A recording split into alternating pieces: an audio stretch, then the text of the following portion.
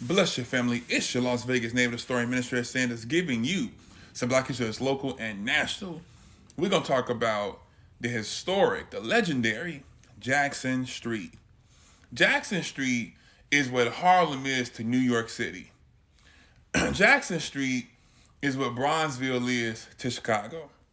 Jackson Street is what Black Bottom is to Detroit.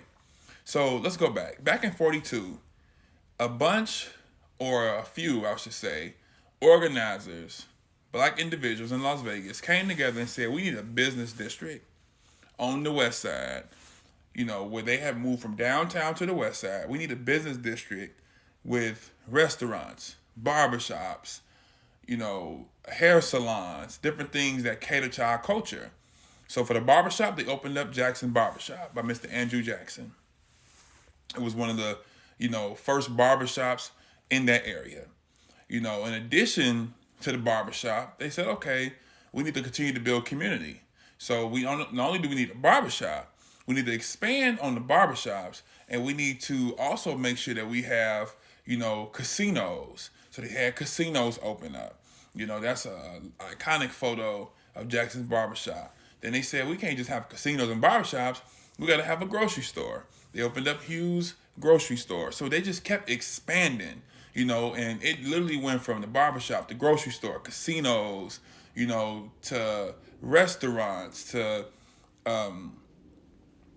Johnson's Malt Shop. I mean, they just continue to create a black infrastructure on Jackson Street. They had Irene's Drive-In on Jackson Street. And what's so interesting, it's actually not a street, it's an avenue. But they didn't say Jackson Avenue, they called it Jackson Street because of the amount of businesses that would land on this street. And so I love this because this is our Black Wall Street. This is our, Bronzeville, our Harlem, and this street was literally booming and thriving probably into the 70s. So from 42, when black organizers asked for this business district, and they got some opposition, they had black people that said, we don't need no business district. Y'all creating racism among ourselves. They still was allowed to get this business district to be approved. They started building hotels. So you looked up, you had the Carver House, and you had the Cove Hotel, which was the Carver House renamed. They just continue to try to create life. And I think this is important because this is a prime example of what we can do when we pull together our resources and when we try to build something for ourselves. And it's sad to see what Jack Street has become today, where many of these businesses are tore down, the buildings are gone, and it's pretty much no life and business on Jackson Street.